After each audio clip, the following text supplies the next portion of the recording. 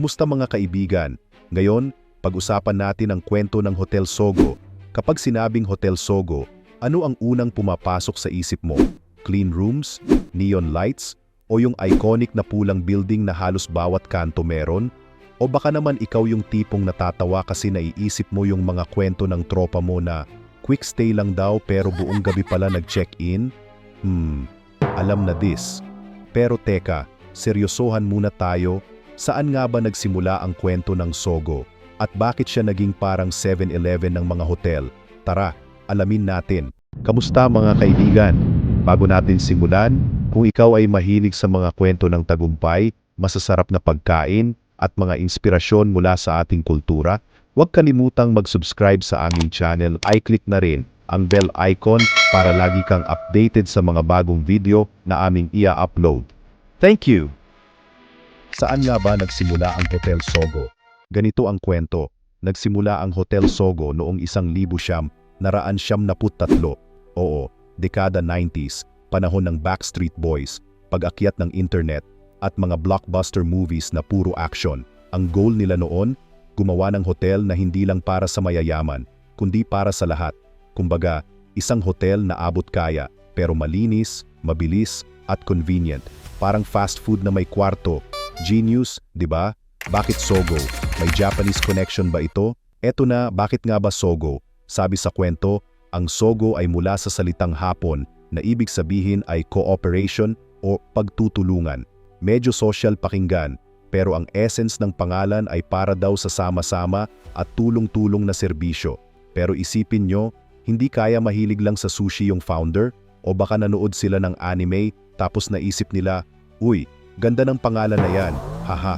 Kung ano man ang dahilan, catchy talaga ang Sogo. Sino ang nasa likod ng Hotel Sogo? Ngayon, sino nga ba ang utak sa likod ng hotel chain na ito? Well, ang Global Comfort Group Corporation, GCGC, ang may-ari at nagtatag nito. Ito rin ang nasa likod ng Eurotel at Icon Hotel, nang ang dalawang individual, isang hotel professional na may higit 20 taong karanasan at isang commercial developer na may HEA license, ay nagdesisyon na pagsamahin ang kanilang mga talento.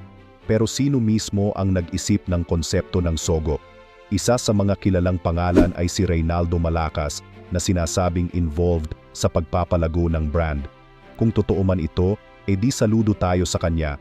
Imagine mo, mula sa simpleng idea ng affordable stay hanggang maging isa sa pinaka-iconic na hotel chain sa bansa. Ilan na ba ang Hotel Sogo sa Pilipinas? Alam nyo bang parang mushrooms na ang Hotel Sogo? Kung saan-saan mo na lang makikita. Sa totoo lang, mayroon na silang mahigit 50 branches sa buong Pilipinas. Oo, mga kaibigan, di lang sila sa Metro Manila naglipana, kundi pati sa mga probinsya. Parang may sariling red invasion na nangyayari. Ang Sogo ay parang 7-Eleven ng hospitality world, open 24/7 at halos bawat kanto meron. Sabi nga nila, kung may jeepney terminal, may Sogo. Kung may mall, may Sogo. Kung may MRT o LRT station, aba, tingin-tingin ka lang, nandyan ang iconic na pulang building. Ang goal ng Hotel Sogo, maging accessible sa lahat ng tao, mula sa mga stressed na commuters na gustong magpahinga hanggang sa mga travelers na nangangailangan ng budget-friendly na accommodation. Kaya ang tanong, bakit ang dami nila? Simple lang, demand meets supply. Kung saan maraming tao, doon sila.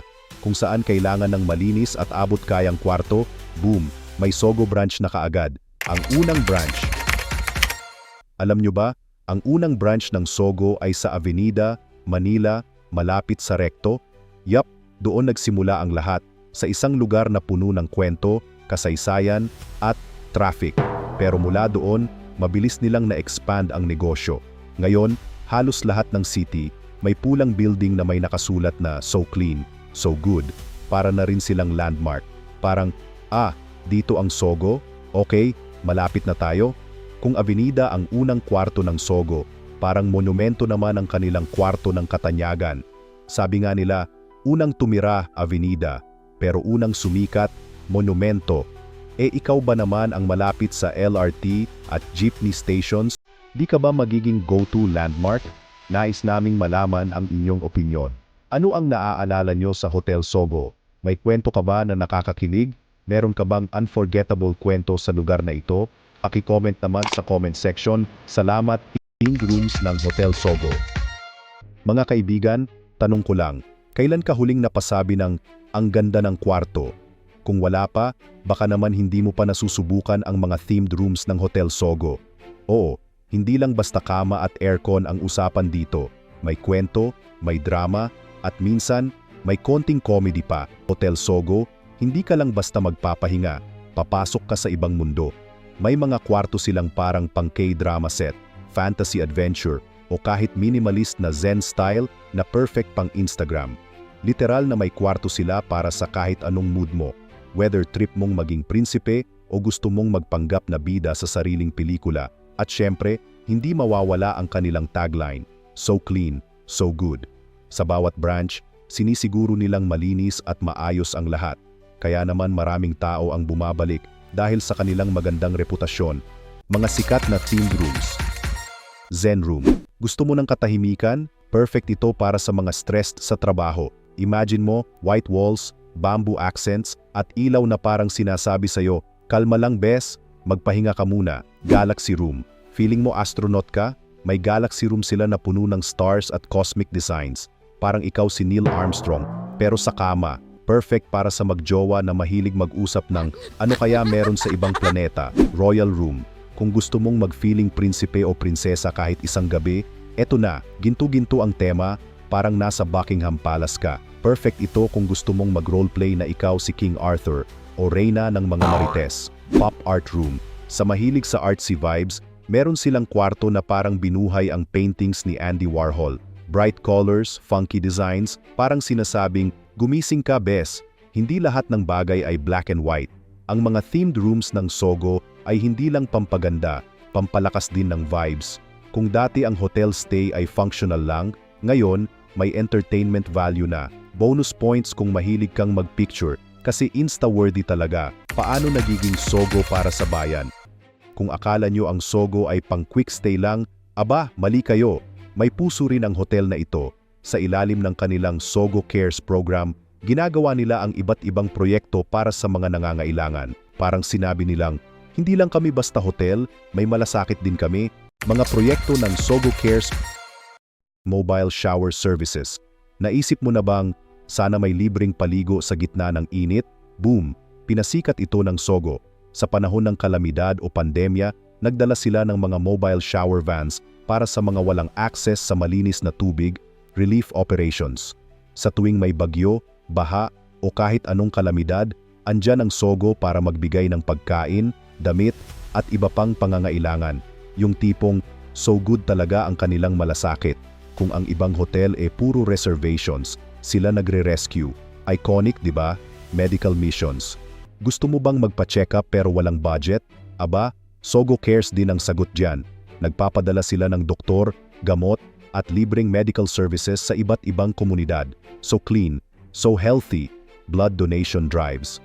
Kahit sa dugo, generous sila.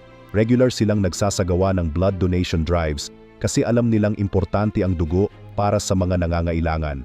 Literal na nagbibigay sila ng life sa bayan. Ang Sogo, para na ring superhero na naka-red cape, naka-red building. Sino ba naman ang mag-aakala na ang hotel na kilala sa check-in, check-out ay isa palang maaasahan sa panahon ng pangangailangan? Kung sa pelikula, sila yung tahimik pero biglang bida. Parang, akala nyo pang date lang kami, pero surprise, pang community service din. Nais naming malaman ang inyong opinyon. Kayo mga kaibigan, saan nyo unang napansin ang Hotel Sogo? Avenida ba? O sa monumento? O baka sa inyong lugar? Paki-comment naman sa comment section. Salamat! At ayan na nga mga kaibigan, sa kwento ng Hotel Sogo, natutunan natin na hindi lang pala ito tungkol sa clean rooms at quick stays, may mas malalim palang kwento. Mula sa humble beginnings sa Avenida hanggang sa pag-expand nila sa buong Pilipinas, ipinapakita nito na lahat ng bagay pwedeng magsimula sa maliit. Kung may pangarap ka, huwag kang matakot magsimula. Kahit pa nasa isang crowded street ka tulad ng Avenida,